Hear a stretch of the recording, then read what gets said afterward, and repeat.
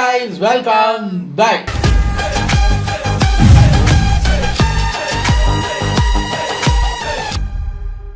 இன்னைக்கு நம்ம எந்த வீடியோக்கு ரியாக்ட் பண்ண போறோம் அப்படின்னு பார்த்தீங்கன்னா 2 days before Friday films Tamil அப்படின்னு ஒரு புது சேனல்ல இருந்து, அதாவது நமக்கு ஒரு புது சேனல்ல இருந்து ஒரு வீடியோ ரியாக்ட் பண்ணோம். த ரைஸ் அண்ட் ஃபால் ஆஃப் நம்ம தமிழ் ஆக்டர்ஸ். அதில் ஃபர்ஸ்ட் வந்து நம்ம விஷாலோட ரைஸ் அண்ட் ஃபால் பார்த்தோம். அதை பார்த்து நிறையா பேருக்கு அது பிடிச்சிருந்தது. இவங்க சேனல் நல்லா இருக்கும், நிறையா வீடியோஸ் ரியாக்ட் பண்ணுங்க அப்படின்னு. ஸோ அவங்க சேனலில் போய் உள்ளே பார்க்கும்போது விஷாலுக்கு பக்கத்தில் நானும் வர்றேன் அப்படின்னு ஜெயம் ரவி உட்காந்துருந்தாரு. ஆகா, நமக்கு ரொம்ப பிடிச்ச நடிகராச்சே அப்படின்ட்டு சின்ன வயசுலேருந்து பார்த்து வளர்ந்துருக்கோமா இல்லையா, அவரோட ரைஸையும் ஃபோலையும் பார்க்கலாம் அப்படின்ட்டு இன்றைக்கி அவரை தூக்கிட்டு வந்திருக்கேன். ஸோ அன்றைக்கி விஷால் பார்த்தோம், இன்னைக்கு ஜெயம் ரவி பார்ப்போம். அடுத்தது யாருங்கிறது எனக்கே இன்ட்ரெஸ்டாக இருக்குது. ஏன்னா உள்ள அவ்வளோ இருக்குது. ஒரு நாள் விட்டு ஒரு நாள் டைம் கிடைக்கிறப்போ இன்ட்ரெஸ்டான ஆளுங்களை பற்றி ரைஸ் அண்ட் கறி ரைஸ் அண்ட் ஃபால் எடுத்து வருது. லஞ்ச் டைம் ஆச்சா, ரைஸ்னாலே கறி தான் ஞாபகம். சரி வாங்க, the rise and fall of Jayam Ravi, sorry Ravi மோகன், இப்போ மாற்றிட்டாரு. இது ஒரு ஷார்ட் 10 minutes வீடியோங்கிறதுனால டக்குன்னு பார்த்துட்டு ரெடி. நம்ம எல்லாருக்குமே நம்ம வாழ்க்கையில் ஃபர்ஸ்ட் டைம் எக்ஸ்பீரியன்ஸ் எப்பயுமே ஸ்பெஷல் தான். First bike, first mobile, first car, அது மாதிரி ஃபர்ஸ்ட் டைம் தியேட்டருக்கு போய் பார்த்த படம். எல்லாருக்குமே அவங்க ஃபர்ஸ்ட் டைம் தியேட்டரில் பார்த்த படம் கண்டிப்பாக ஞாபகம் இருக்கும். அந்த படம் ஒரு ஸ்பெஷல் மூவியாகவும் நம்ம லைஃப்பில் லைஃப் லாங் இருக்கும். என்னடா சம்மந்தமே இல்லாமல் பேசிட்டு பார்க்குறீங்களா? சம்மந்தம் இருக்குது. அப்படி நான் ஃபர்ஸ்ட் டைம் தியேட்டருக்கு போய் பார்த்த படம் தான் ஜெயம் ரவியோட ஜெயம். என்னதான் இப்போ அவரோட நேமை ரவி மோகன் சேஞ்ச் பண்ணாலும் எனக்கு எப்போவுமே அவர் ஜெயம் ரவி தான். ஸோ இந்த வீடியோ ஃபுல்லாக அவரை அப்படி தான் அட்ரஸ் பண்ண போகிறேன். சினிமா குடும்பத்திலிருந்து வந்த ரவி 1993 அவங்க அப்பா ப்ரொடியூஸ் பண்ண பாவா மாரடி படத்துல சைல்டு ஆர்டிஸ்டா நடிச்சிருந்திருப்பாரு. அதுக்கப்புறம் 2003 மோகன் ராஜா தெலுங்கு ஜெயம் படத்தை தமிழ்ல அதே பேர்ல ரீமேக் பண்றாரு அவரோட தம்பியை வச்சு. டிரெக்டரா மோகன் ராஜாவும் ஹீரோவா ரவியும் இன்ட்ரடியூஸ் ஆகுறாங்க ஜெயம் படத்துல. இந்த படத்துல தான் சதாவும் இன்ட்ரடியூஸ் ஆகுறாங்க. என்னதான் ரீமேக் படமா இருந்தாலும் ஜெயம் படம் கொடுத்த சக்சஸ் ரவியை ஜெயம் ரவியா ஆக்குது. திரும்ப 2004 மோகன் ராஜா கூடவே இன்னொரு ரீமேக் படம் M Kumaran son of Mahalakshmi. Second படமே ஜெயம் ரவிக்கு ஒரு பெரிய பிரேக்கை கொடுக்குது. படம் பிளாக் பஸ்டர் ஆகுது. M Kumaran son of Mahalakshmi படம் ஒரு மேஜிக்னே சொல்லுவேன். ஜெயம் ரவிக்கு ஒரு முக்கியமான படமா ஆகுது அவர் கரியர்லயே. அசினுக்கும் இது ஃபர்ஸ்ட் படம். 10 வருஷத்துக்கு அப்புறம் நதியாவும் இந்த படத்துல ஒரு கம்பேக் கொடுக்குறாங்க. இந்த படத்தை பத்தி ஒரு ட்ரிவியா சொல்லணும்னா, விஜய் சேதுபதி இந்த படத்துல நடிச்சிருந்திருக்காரு. அவர் கேரக்டர் ஆர்டிஸ்டா நடிச்ச 2வது படம் தான் இது. எம் குமரன்ல வந்து நதியா மேடம் சொல்லுவாங்க, எனக்கு ஒரு பையன் இருக்கான், அவன் பாக்ஸர்னு ஒரு மாசான ஒரு இன்ட்ரடக்ஷன் இருக்கும். அந்த இன்ட்ரடக்ஷன் ஷாட் எடுக்கும்போது நான் அங்கே கீழே இருந்துட்டு இருந்தேன். அவர் மேடையில் இருந்தாப்புல, நான் அந்த ஓகே சுந்தர் சார் பக்கத்தில் லெஃப்டில் நின்று 2005 ரிலீஸ் ஆகுது தாஸ் மழை. அண்ணனோட டைரக்ஷன் இல்லாம ஃபர்ஸ்ட் டைம் ஒரு புது டைரக்டர் கூட சேர்ந்து தாஸ் படத்தை பண்றாரு. M Kumaran son of Mahalakshmi படத்துக்கு அப்புறம் இந்த படம் ஒர்க் அவுட் ஆகாம போகுது ஜெயம் ரவிக்கு. அடுத்து 3வது ரீமேக் படமா மழை, ஒரு புது டைரக்டர் கூட. படத்துல சில போர்ஷன்ஸ்லாம் என்ஜாய் பண்ணி பார்க்குற மாதிரி இருக்கும். பட் ஸ்கிரீன் பிளே ரொம்ப வீக்காவே இருக்கும். லாஜிக்லாம் படத்துல சுத்தமா எதிர்பார்க்க முடியாது. இந்த படம் பார்த்ததுக்கு அப்புறம் இந்த படம் எப்படிடா தெலுங்குல அவ்வளோ பெரிய சக்சஸ் ஆச்சுன்னு கேட்கற மாதிரி தான் இருந்துச்சு மழை. 2006 இதே திருடன் உனக்கும் எனக்கும்னு 2 படம் ரிலீஸ் ஆகுது. இதே திருடன் ஜெயம் ரவிக்கு ஃபர்ஸ்ட் ஃபிளாப்பா ஆகுது. டைரக்டர் சரண் தலைக்கு அமர்கலம், அட்டகாசம், விக்ரம்க்கு ஜெமினின்னு மற்றவங்களுக்கு எல்லாம் மாசா படம் கொடுத்துட்டு அதை நம்பி வந்த ஜெயம் ரவிக்கு இப்படி பண்ணிட்டாரு. கண்டினியூஸா 3 படமும் சரியா போகாததுனால அண்ணங்கிட்டே திரும்ப வராரு ஜெயம் ரவி. அவரும் ஒன்னும் கவலைப்படாத, நான் பாத்துக்கிறேன்னு 2 சக்சஸ்ஃபுல் ரீமேக் படம்க்கு அப்புறம் இன்னொரு தெலுங்கு படத்தை ரீமேக் பண்றாரு உனக்கும் எனக்கும்னு. என்னதான் ரீமேக்காவே இருந்தாலும் மோகன் ராஜா அது தமிழ் ஆடியன்ஸ்க்கு ஏற்ற மாதிரி பர்ஃபெக்ட் பேக்கேஜிங்ல கொடுக்கறதுல. உங்களுக்கு எப்படி ஜெயம் ஸ்பெஷலோ அதே மாதிரி எனக்கு உனக்கும் எனக்கும் இந்த சம்திங் படம் ரொம்ப ஸ்பெஷல். ஏன்னா நான் பார்த்து தியேட்டரில் போய் பார்த்த படம் தமிழ் படமா இல்லை படம் எதுங்கிறது எனக்கு ஞாபகம் இல்லை, ரொம்ப சின்ன வயசு போல். ஆனால் இந்தியாவுக்கு தமிழ்நாட்டில் காலை வச்சு நான் பார்த்த படம் திருச்சி சோனா மீனா தியேட்டரில் இந்த படம். ஸோ இது எனக்கு ஸ்பெஷல். ஏன்னா தமிழ்நாட்டில் ஒரு தமிழ் படம் பார்த்த படம் தியேட்டர்லன்னா, தியேட்டரில் விடுங்க எங்கேயோ நான் இந்தியாவுக்கு ஃபஸ்ட்டு பார்த்த படம் இதுதான். உங்களுக்கு ஜெயம் ரவி ஸ்பெஷல், எனக்கு உனக்கும் எனக்கும் ஜெயம் ரவி ஸ்பெஷல்.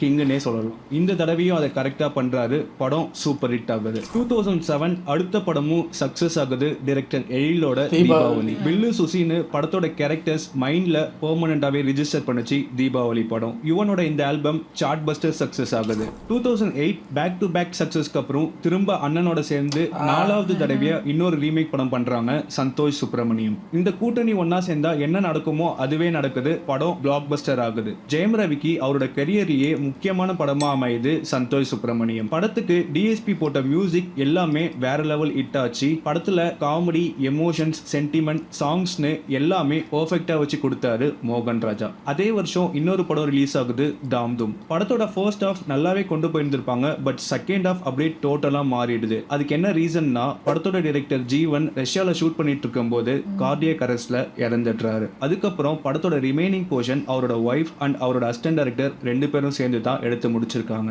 ஆக்சுவலா ரெட் கார்னர்னு ஒரு ஹாலிவுட் படத்தை பேஸ் பண்ணி எடுக்கப்பட்ட படம் தான் தாம் தூம். அதே வருஷம் ரிலீஸ் ஆன வெள்ளி திரைப்படத்திலையும் கேமியோவும் பண்ணியிருந்தாரு. 2009 எஸ்பி ஜனநாதனோட டைரக்ஷன்ல ரிலீஸ் ஆகுது பேரான்.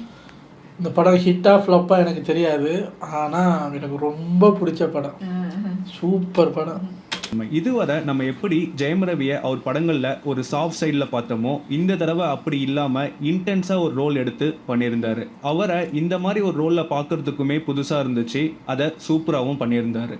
எனக்கு ஜெயம் ரவியோட படங்கள்லயே இந்த படம் ரொம்ப ஃபேவரட்னே சொல்லுவேன். எத்தனை தடவை இந்த படம் பார்த்தாலும் அந்த படத்துல இருக்க அந்த த்ரில், அந்த இன்டென்ஸ் எப்பயுமே குறையாது. அது ஒரு தடவையும் அப்படியே தான் இருக்கும். பேராண்மையோட சக்சஸ்க்கு அப்புறம் 2010 தில்லாலங்கடி ரிலீஸ் ஆகுது. மோகன் ராஜா ஜெயம் ரவி காம்போல 5வது ரீமேக் படமா ரிலீஸ் ஆகுது தில்லாலங்கடி. நிறைய பேருக்கு இந்த படம் அவங்களோட சைல்ட்ஹுட் மெமரிஸ்ல ஒன்னா இருக்கும். ஏன்னா சன் டிவி ப்ரோமோல ரிப்பீட்டடா போட்டுட்டே இருந்தாங்க. தெலுங்குல கிக் படம் பிளாக் பஸ்டர் ஆச்சு. பட் அந்த சக்சஸ் அதோட தமிழ் ரீமேக்கு கிடைக்காம போகுது. ஃபர்ஸ்ட் டைம் மோகன் ராஜாக்கு அவர் பண்ண ரீமேக்ல இந்த படம் தான் ஃபிளாப் ஆகுது. பட் படத்துல வந்த சொல் பேச்ச கேட்காத சுந்தரிய சாங்கோட மேக்கிங் பயங்கரமா பண்ணியிருந்தாங்க. 2011 எங்கேயும் காதல் ரிலீஸ் ஆகுது. படத்துக்கு ரொம்பவே எக்ஸ்பெக்டேஷன் கிரியேட் ஆச்சு. அதுக்கு காரணம் ஹாரிஸ் போட்ட சாங்ஸ். படத்தோட ஆல்பமும் சார்ட் பஸ்டர் ஆச்சு. பட் படம் தான் எதிர்பார்த்த மாதிரி இல்லாம போகுது. அதே வருஷம் ரிலீஸ் ஆன கோ படத்திலையும் ஒரு கேமியோ பண்ணிட்டு போயிருந்திருப்பாரு ஜெயம் ரவி. 2010 ஸ்டார்ட் பண்ண டைரக்டர் அமீரோட ஆதி பகவன் படம் 2 வருஷமா ஷூட் பண்ணாங்க. அதனாலேயே 2012 ஜெயம் ரவிக்கு எந்த படமுமே ரிலீஸ் ஆகல. 2013 ஆதி பகவன் ரிலீஸ் ஆகுது. எல்லாருமே ஜெயம் ரவியோட பெர்ஃபார்மன்ஸ் அப்ரிஷியேட் பண்ணாங்களே தவிர படத்தை பத்தி யாருமே பெருசா பேசல. ஏன்னா ரைட்டிங் வைஸ் ரொம்பவே வீக்கா இருந்துச்சு. அமீர் கிட்ட இருந்து யாருமே இப்படி ஒரு படத்தை எதிர்பார்க்கவே இல்லை. படமும் சக்சஸ் ஆகாம போகுது. 2014 சமுத்திரகனி டைரக்ஷன்ல நிமிர்ந்து நில் இன்னொரு டூவல் ரோல் படம். படத்தோட ரிலீஸ்க்குமே பிரச்சனை வந்துச்சு. ப்ராப்ளம்லாம் சார்ட் அவுட் ஆகி ஒரு நாள் லேட்டா தான் ரிலீஸ் ஆச்சு. படத்தோட ஃபர்ஸ்ட் ஹாஃப் ஃபுல்லாவே இன்ட்ரெஸ்டிங்காகவும் என்கேஜிங்காகவும் கொண்டு போயிருப்பாங்க. பட் செகண்ட் ஹாஃப்ல அப்படியே கம்ப்ளீட் ஆப்போசிட் ஆயிடுச்சு. கமர்ஷியல் எலிமெண்ட்ஸ்லாம் கொண்டு வந்து படத்தையே ஸ்பாயில் பண்ணிட்டாங்க. 2015 ஜெயம் ரவிக்கு ஒரு முக்கியமான வருஷம்னே சொல்லலாம். அந்த வருஷம் ரோமியோ ஜூலியட், சகலகலா வல்லவன், தனி ஒருவன், பூலோகம்னு 4 படம் ரிலீஸ் ஆகுது. டைரக்டர் லக்ஷ்மண் டெபியூ பண்றாரு ரோமியோ ஜூலியட்ல. என்னதான் மிக்ஸ்டு ரிவ்யூஸ் வந்தாலும் இந்த படம் கமர்ஷியல் சக்சஸ் கொடுத்துச்சு அந்த டீமுக்கு. ரோமியோ ஜூலியட் ரிலீஸ்க்கு அப்புறம் அடுத்த மாசமே ரிலீஸ் ஆகுது சகலகலா வல்லவன். சூரஜ் டைரக்ஷன்ல வந்த இந்த படம் கம்ப்ளீட் ஃபெயிலியர் ஆகுது. இதுவரை ரீமேக் படம் மட்டுமே பண்ணிட்டு வந்த மோகன் ராஜா இந்த தடவை நானே ஸ்கிரிப்ட் எழுதி ஒரு படம் பண்ணா அது என்ன ஆகும்னு காமிக்கிறாரு தனி ஒருவன் பண்ணி. படம் பிளாக் பஸ்டர் ஆகுது. படம் பார்த்ததுக்கு அப்புறம் இத்தனை வருஷம் இந்த டேலண்ட்டை வச்சுட்டு தான் நீங்க ரீமேக் படம் பண்ணிட்டு இருந்தீங்களா மோகன் ராஜா அப்படின்னு கேட்குற மாதிரி தான் இருந்துச்சு. ஜெயம் ரவிக்கு மட்டும் இல்லாம அரவிந்த் சாமிக்கும் இந்த படம் ஒரு கம்பேக்கை கொடுத்துச்சு. இப்பா பாதியோட பேக்ரவுண்ட் ஸ்கோர் படத்தை அடுத்த லெவலுக்கு கொண்டு போச்சுன்னே சொல்லணும். டாப் 20 தமிழ் ஃபிலிம்ஸ்னு எடுத்தா அதுல கண்டிப்பா தனி ஒருவன் இருக்கும். காலத்துக்கும் பேசுற மாதிரியான ஒரு படத்தை பண்ணி கொடுத்தாரு மோகன் ராஜா. அந்த வருஷத்தோட கடைசி படமா ரிலீஸ் ஆகுது பூலோகம். 2012 ஸ்டார்ட் பண்ண இந்த படம் நிறைய டிலேஸ்க்கு அப்புறம் 2015 ரிலீஸ் ஆகுது. பூலோகம்ல ஜெயம் ரவியோட பெர்ஃபார்மன்ஸ் மட்டும்தான் பிளஸ்ஸா இருந்துச்சு. அவரு அந்த ரோலுக்காக போட்ட எஃபோர்ட் எல்லாமே ஸ்கிரீன்ல தெரிஞ்சது. பட் படத்துல இருக்க வேண்டிய மற்ற விஷயம் எல்லாமே ரொம்ப வீக்காவே இருந்துச்சு. பிளாக் பஸ்டர் தனி ஒருவனுக்கு அப்புறம் இந்த படம் ஒரு ஆவரேஜா அமையுது. 2016 தமிழ் சினிமாவோட ஃபர்ஸ்ட் ஜாம்பி படம் ரிலீஸ் ஆகுது மிருதன். ஒரு நல்ல அட்டெம்ப்ட்னே சொல்லலாம். பட் படமா பார்க்கும்போது ஹாலிவுட்ல நம்ம நிறைய ஜாம்பி படம் பார்த்ததுனால அந்த ஜாம்பி படத்துல கிடைச்ச எஃபெக்ட் இதுல கிடைக்காம போகுது. ஜாம்பின்னு படத்துல காட்டும் போதெல்லாம் சுத்தமா பயமே கிரியேட் ஆகல. 2017 2017 2 படம் ரிலீஸ் ஆகுது, போகன், வனமகன். இந்த 2 படமுமே ஜெயம் ரவிக்கு பெருசா எந்த சக்சஸுமே சேர்த்து கொடுக்கல. 2018 டிக் டிக் டிக் அடங்கம் வரும்னு 2 படம் ரிலீஸ் ஆகுது. சக்தி சௌந்தரராஜன் எப்படி ஃபர்ஸ்ட் தமிழ் ஜாம்பி படம் பண்ணாரோ அதே மாதிரி இந்த தடவை ஃபர்ஸ்ட் தமிழ் ஸ்பேஸ் படம் பண்றாரு. என்னதான் ஒரு படத்துலயுமே ஒரு புது அட்டம் பண்ணாலும் அவங்களுக்கான சக்சஸ் கிடைக்காம தான் போச்சு. அடுத்ததா ரிலீஸ் ஆன அடங்கமரு ஒரு இன்ட்ரெஸ்டிங் ரிவெஞ்ச் ட்ராமா. பல வருஷங்களுக்கு அப்புறம் ஒரு கமர்ஷியல் சக்சஸை கொடுத்துச்சு இந்த படம் ஜெயம் ரவிக்கு. 2019 பிரதீப் ரங்கநாதன் டைரக்டோரியல் டெபியூ பண்றாரு கோமாளி படம் மூலியமா. தனி ஒருவன் படத்துக்கு அப்புறம் இந்த படம் ஜெயம் ரவிக்கு ஒரு பிளாக் பஸ்டர் ஆகுது. கடைசி 4 வருஷத்துல என்னதான் டிஃப்ரெண்ட் அட்டம் ட்ரை பண்ணியிருந்தாலும் அதுல கிடைக்காத சக்சஸ் கோமாளி படம் அந்த சக்சஸை கொடுக்குது ஜெயம் ரவிக்கு. அதுதான் அவரோட கடைசி சக்சஸ் படம்னே சொல்லலாம். 2019க்கு அப்புறம் ரிலீஸ் ஆன எந்த படமுமே சக்சஸா அமையல பொன்னியின் செல்வன் தவிர. கோமாளிக்கு அப்புறம் ஜெயம் ரவியோட ஃபால் ஸ்டார்ட் ஆயிடுச்சுன்னே சொல்லலாம். 2020 கொரோனானால எந்த படமும் இல்ல. 2021 ஜெயம் ரவியோட 25th படமா பூமி ஹாட் ஸ்டார்ல ரிலீஸ் ஆகுது. அந்த கோமாளிக்கு அப்புறம் ஜெயம் ரவி நடிச்ச படமா இதெல்லாம்? அதான் சொல்ல வந்தேன், ஞாபகப்படுத்தாத. பிரதர்னு ஒரு படம் வந்துச்சு. ஐயோ நான் தூங்கிட்டேன். என்ன சார் இது? ஜெயம் ரவி கதை கேட்கும் போது காதை கழட்டி வீட்டில் வச்சு வந்துட்டீங்களா, இல்லை மூளையவே கழட்டி குப்பையில் போட்டு வந்துட்டீங்களான்ற மாதிரி ரோஸ்டெல்லாம் வேற பண்ணியிருந்தோம். அதுக்கப்புறம் எல்லாம் அந்த ஒரு இறைவன் ஒரு படம் ட்ரெய்லரெல்லாம் பார்த்துட்டு சில்லரெல்லாம் செதற விட்டோம். ஆகா செம்ம இந்த ராட்சசன் மாதிரி சைக்கோ கொலகார பட்டம் ஆகுன்னு பார்த்தா ஐய அப்படிங்கிற மாதிரி இருந்தது. இப்போ அவருக்கு அடுத்தது வரப்போற படம் வந்து சிவகார்த்திகேயனோட அந்த பராசக்தி, அதில் வில்லன் ரோல் பண்ணுறாரு போல இருக்கு.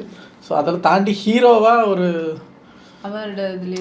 ஒரு பேங்க் வரணும்னா தனி ஒருவன் 2 தான். நல்ல படத்துக்கெல்லாம் பார்ட் 2 ரொம்ப டிலே பண்ணுறாங்க. தேவையில்லாத பார்ட் 2 எல்லாம் டக்குன்னு வருது. எல்லா ஆக்டர்ஸ்க்குமே அவங்களோட 50th படம்லாம் ஸ்பெஷலாக தான் இருக்கணும்னு ஆசைப்படுவாங்க. பட் இங்கே ஜெயம் ரவியோட 25th படம் தியேட்டரில் ரிலீஸ் ஆகாமல் ஓடிடியில் ரிலீஸ் ஆகி நெகட்டிவ் ரிவ்யூஸ் தான் கிடைச்சது. 2022 பொன்னியின் செல்வன் 1 ரிலீஸ் ஆகுது. என்னதான் படம் சக்ஸஸ் ஆனாலும் ஒரு மல்டி ஸ்டாரர் படம்னால ஜெயம் ரவிக்கு ஸ்கோப் கம்மியாக தான் இருந்துச்சு. அவரோட படம் பார்க்குற ஃபீல் கிடைக்காம போச்சு அந்த படத்தில். 2023 அகிலன், PS2, இறைவன் 3 படம் ரிலீஸ் ஆகுது. அதில் PS2 தவிர மிச்ச 2 படமுமே ஃபெயிலியராக தான் அமைஞ்சது. அதுக்கப்புறம் 2024 ரிலீஸ் ஆன சைரன் பிரதர்னு 2மே திரும்ப ஃபெயிலியராக தான் கொடுத்துச்சு ஜெயம் ரவிக்கு. ஆல்ரெடி பல வருஷமா சக்சஸை பார்க்காம இருக்க இன்னொரு பக்கம் அந்த வருஷம் அவருக்கு டிவோர்ஸும் ஆகுது. அந்த கான்ட்ரோவர்சியில் மாட்டி அவரோட பேர் ஸ்பாயில் ஆகுது. 2025 காதலிக்க நேரமில்லை ரிலீஸ் ஆகுது. அட்லீஸ்ட் இந்த படமாச்சும் ஒரு கம்பேக்காக இருக்கும்னு நினைச்சேன். பட் அதுவும் ஃபெயிலியர் தான் ஆச்சு. பொன்னியின் செல்வனை தவிர வேற எந்த படமுமே இந்த கடைசி 5 வருஷத்துல ஜெயம் ரவிக்கு சக்சஸே கொடுக்கல. ஆல்ரெடி அவரோட பேரை மறக்கிற மாதிரி தான் அவரோட படங்களும் இருக்கு. இந்த டைம்ல போய் அவரோட நேமை ரவி மோகன் சேஞ்ச் பண்ணியிருக்காரு. அட்லீஸ்ட் ஒரு நல்ல படம் கொடுத்துட்டு அந்த படம் மூலியமா ரவி மோகன் சேஞ்ச் பண்ணியிருந்தா கூட அது மக்கள் கிட்ட போய் சேர்ந்திருக்கும். பட் அதுவும் இல்லை. அவரோட அப்கமிங் லைன் அப் படங்கள் பார்த்தீங்கன்னா 2 வருஷத்துக்கு முன்னாடியே ஜீனி படத்துக்கு பூச்சை போட்டாங்க. பட் இனிய வர எந்த அப்டேட்டுமே இல்லை. அடுத்து டாடா டைரக்டர் கூட பண்ற கராத்தே பாபு இருக்கு. டைட்டில் டீசரும் ரிலீஸ் பண்ணியிருந்தாங்க. ப்ராமிசிங்காவே இருந்துச்சு. அதே லைன் அப்ல தனி ஒருவன் 2வும் இருக்கு. பட் இதெல்லாம் எப்போ வரும்னே தெரியல. ஹீரோவா இல்லாம ஃபர்ஸ்ட் டைம் ஆண்டகனிஸ்ட் ரோலும் பண்றாரு எஸ்கேவோட பராசக்தியில. அகைன் ஒரு மல்டி ஸ்டாரர் படம். எந்த அளவுக்கு இவருக்கு ஸ்கோப் இருக்குன்னு தெரியல. இதெல்லாம் ஒரு பக்கம் இருக்க, ரீசெண்டா ரவி மோகன் ஸ்டுடியோஸ்னு ப்ரொடக்ஷன் கம்பெனியும் ஸ்டார்ட் பண்ணிருக்காரு. அந்த ப்ரொடக்ஷன்ல ஃபர்ஸ்ட் படமா ப்ரோகோட் வருது. படத்தோட ப்ரோமோவும் நல்லாவே இருந்துச்சு. இது இல்லாம டைரக்ஷன் சைடும் போறாரு. யோகி பாபுவை வச்சு அண்ட் ஆர்டினரி மேன் படத்தை ப்ரொடியூஸ் பண்ணி அவரே டிரெக்டும் பண்றாரு. ஜெயம் ரவியோட லைன் அப்லாம் பார்க்கறதுக்கு நல்லாவே இருக்கு. இது எல்லாமே அவருக்கு ஒரு பெரிய கம்பேக்கை கொடுக்கணும்னு ஆசைப்படுறேன்.